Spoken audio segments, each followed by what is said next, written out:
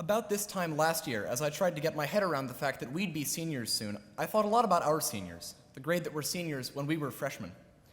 Those seniors always seemed larger than life, somehow, like characters in a Commonwealth mythology. Most of those characters, I realized, developed at announcements. When I remember Stuart Spina, for example, I remember him shepherding a few freshman accomplices costumed as buses through some hilarious public service announcement about the state of the MBTA. I remember Ned Carson leaping to his feet to exhort us all to come to that afternoon's baseball game. And in later years, Tilly Sokolov's advertisements for Knitting Club. You don't need to have your own needles, she would say. You don't even need to have hands. And Hannah Kaplan Hartlaub, filled with incredulous despair at the idea that a classmate of hers had really put a metal spoon in the compost bin. And then there are all those memories from Hancock, the summer camp on a lake in Maine where the school spends 2 weekends each year.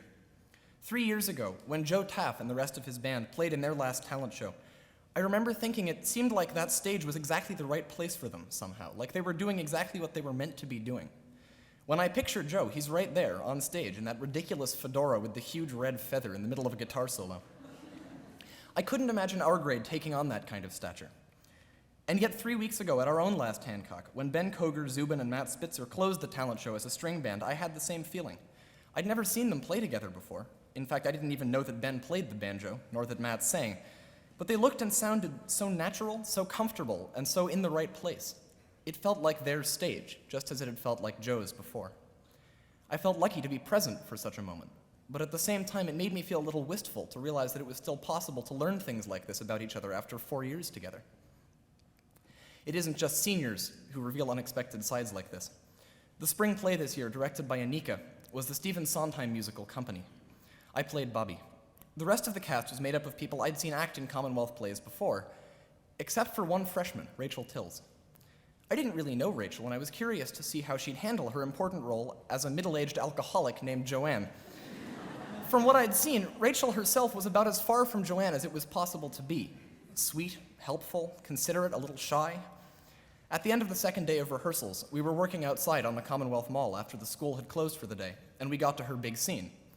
Suddenly, there was Joanne, haughty, jaded, and drunk. Not drunk in a sort of clumsy comedic way, but Joanne drunk. Bitter, sarcastic, and poised. We finished the scene and there was Rachel again, asking Anika, was that okay? Was that what you were looking for? During the rest of our rehearsals, I never got tired of watching that transformation. There's another, quieter transformation that I've seen many times at Hancock. In the evenings, while there's a dance in one building and a movie showing in another, some of us like to gather around a campfire in a clearing in the woods, down near the shore of the lake, and we sing. It's been my favorite part of Hancock since my very first campfire in the fall of our freshman year. I love the peaceful, quiet darkness of the woods, and I love the songs, but I'm just as fond of the way the campfire reveals a different side of people.